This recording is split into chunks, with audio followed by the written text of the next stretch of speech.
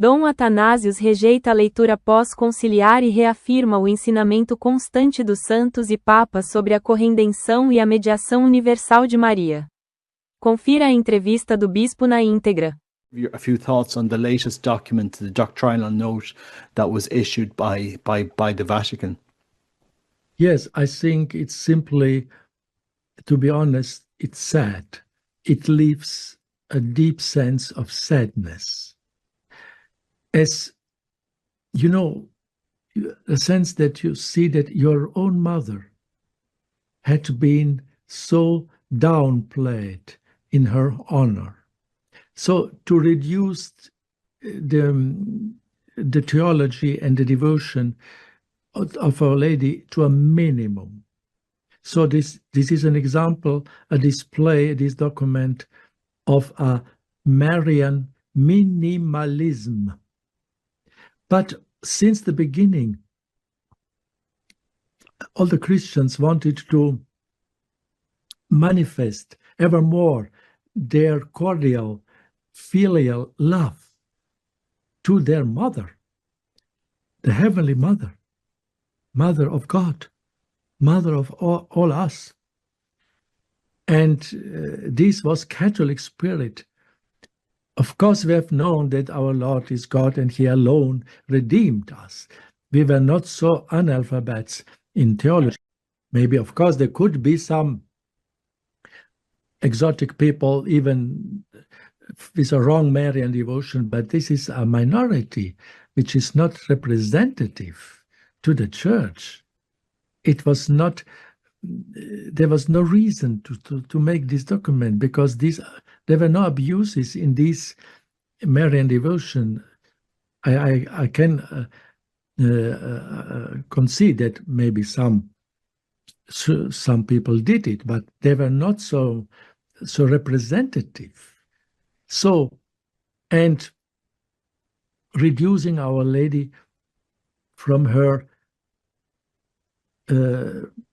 important role in the history of salvation, in the work of the redeeming of her divine Son, which by divine providence God included the cooperation, the unique cooperation of Our Lady, different from all other cooperations with God and with grace. She is really unique, the maternal cooperation in the work of our salvation. Of course, subordinated to Christ, the new Eve. And so on, since the beginning of the Church, Saint Irenaeus of Lyon was a father of the Church, doctor of the Church from the 2nd century already. He formulated this phrase that Our Lady, by her obedience, by her consent to the divine will of salvation, she became the cause of salvation for herself and for the entire humanity. In strong words, causa salutis in Latin, causa salutis, for all humanity.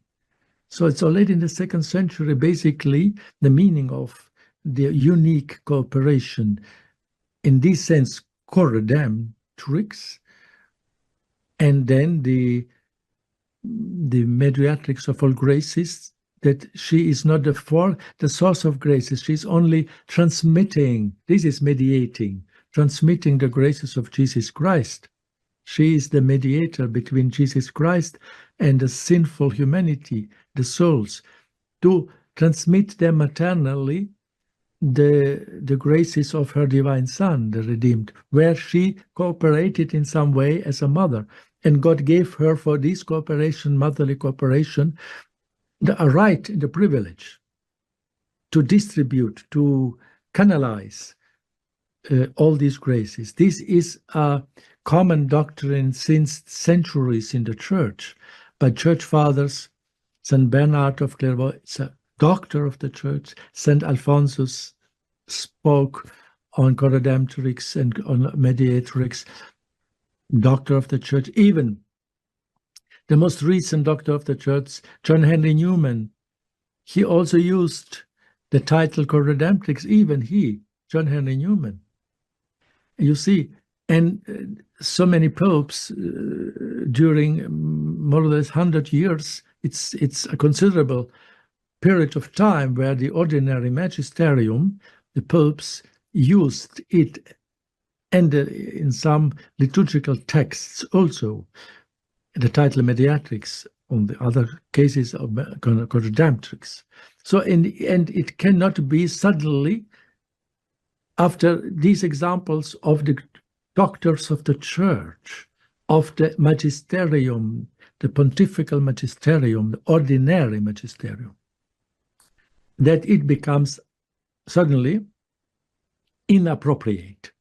So always inappropriate. That's the text they put in English. Always inappropriate. It means then all these popes were speaking inappropriate. It is a condemnation of these popes. It's a condemnation of John Henry Newman, of St. Alphonsus, St. Maximilian Kolbe, and all. This is I think it is an abuse, this document, of power, and it is an abuse to declare all these. Implicitly, they declared all these church fathers and the popes as doing always inappropriate teachings. This we cannot accept. This is contrary to the nature of the church, to the nature of the doctrine. So I repeat, it is an abuse of office to make such statements.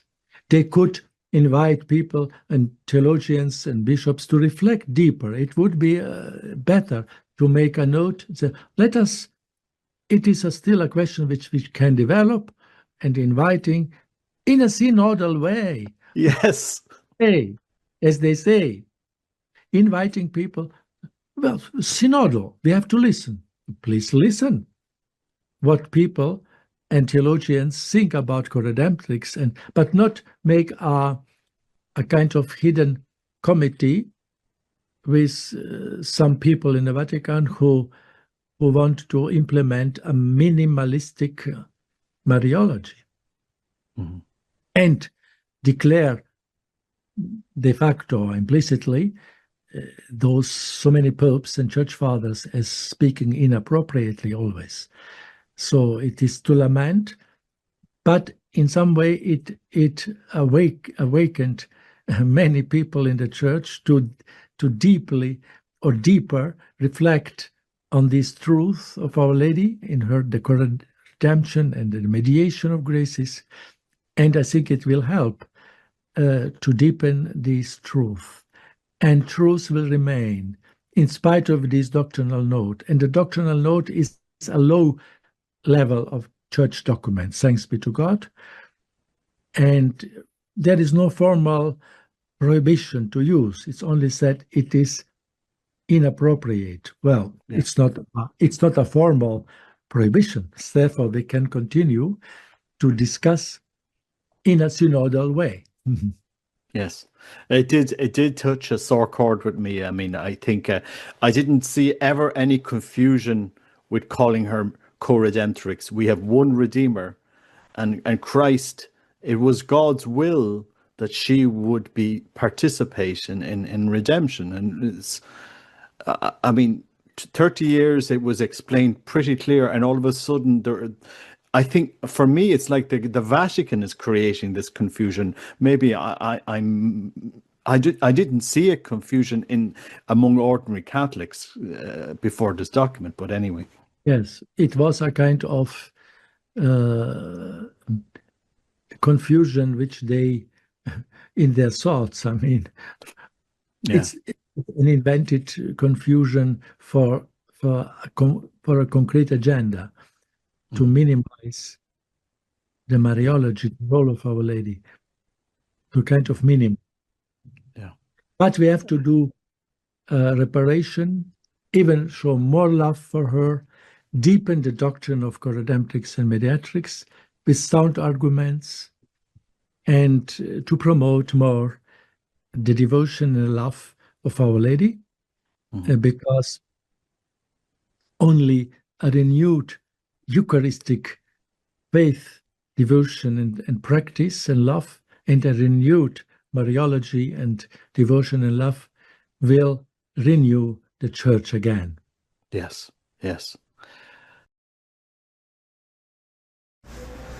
Na segunda aparição, no dia 27 de novembro de 1830, Santa Catarina Labouré vê nos